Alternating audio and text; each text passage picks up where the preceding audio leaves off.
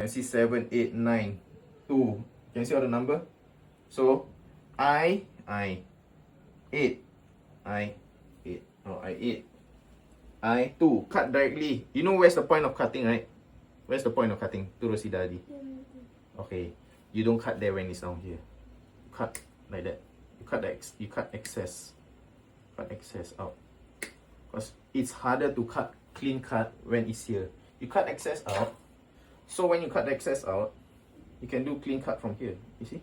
Easier for you to handle this also. See? Game na si bata. Busy ang aking mag-ama.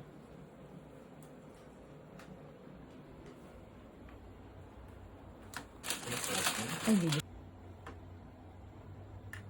Parang may multo tumutulong sa akin. Ay, Bakit? Pabintaw. hindi ang bilis matanggal kasi yung mga Siyempre.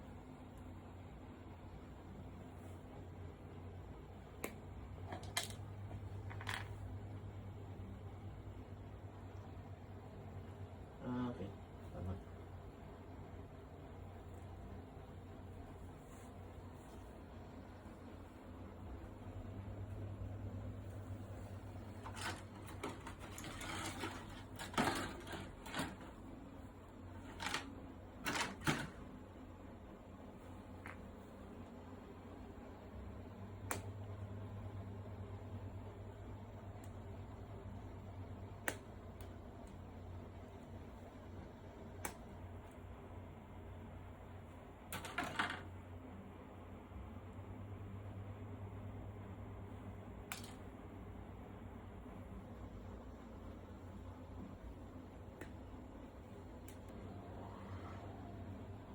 Dito ha.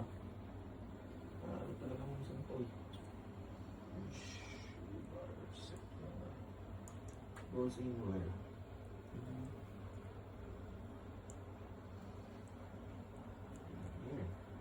Oh.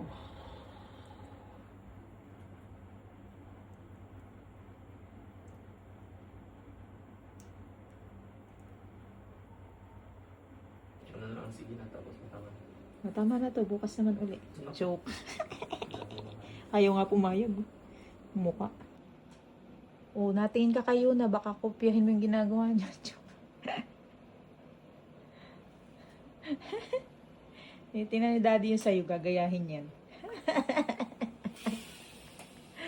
ACHR1. Jum, busy sila oh. Ako dito wala. Facebook. Hindi ako makakapag-crochet ngayon. Busy pa ako. The window you don't close first instead of recording. Ay, na, mamaya na lang. Busy pa nga eh.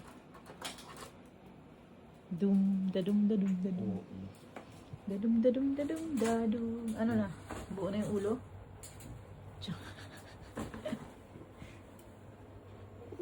Hindi kita kinukunan yung ginagawang feeling ka naman dyan. Joke.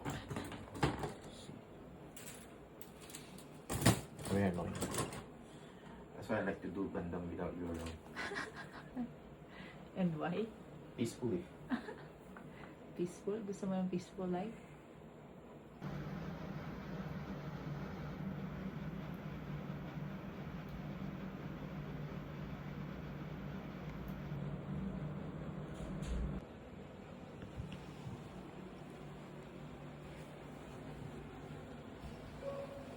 Sobrang nag-i-enjoy si Yuna dito sa kanyang ginagawa at sa sobrang enjoyment niya ay napakabilis niyang tapusin ang isang Gundam. Ay naku po, kaya naman medyo may halong pagsisisi ang daddy niya kung bakit nga ba niya na-introduce ito kay Yuna. Ay napakamahal naman itong hobby na ito samantalang napakabilis lang naman niyang gawin. Ito nga pala yung unang figure na binili ni daddy para kay Yuna at natapos niya kagad.